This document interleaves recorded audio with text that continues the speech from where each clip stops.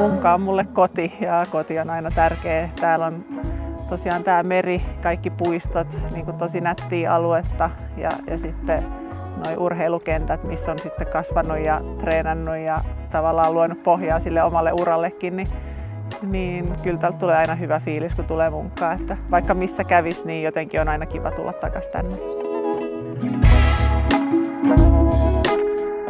Me ollaan tässä Munkan rannassa ja täällähän on toki uimapaikat sekä avantouimareille talvella että sitten kesällä rantaa yleensä täynnä porukkaa.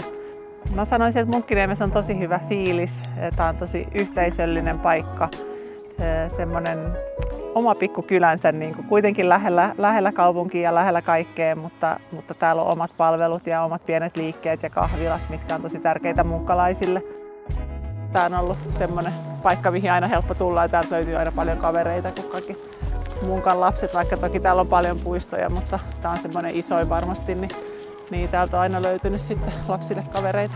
Muistan niitä jo silloin lapsuudesta ja nuoruudesta, kun on seurannut Torpan poikien miehiä, kun ne voitti 90-luvulla paljon mestaruuksia putkeen, niin mestaruusjuhlat oli aina Ukkomunkissa. Ja nyt sitten toki, kun itse naisten joukkueen kanssa voitettiin mestaruus viime vuonna ja tänä vuonna hopeata, niin täällä on vietetty näitä juhlia sitten. Tämä on varmasti se paikka, missä on korikseen syttynyt, koska täällä on niin paljon vietetty aikaa kesäisiin. Ja sitten toki oman joukkueen kanssa treenannut, mutta sitten myös täällä on aina ollut poikia ja miehiä ja totta kai saanut sitten vähän kovempaa vastusta, niin kaikenlaisia pelejä. Ketä nyt sattuu kentällä olemaan, niin pelaa aina yhdessä, niin se on ollut siistiä.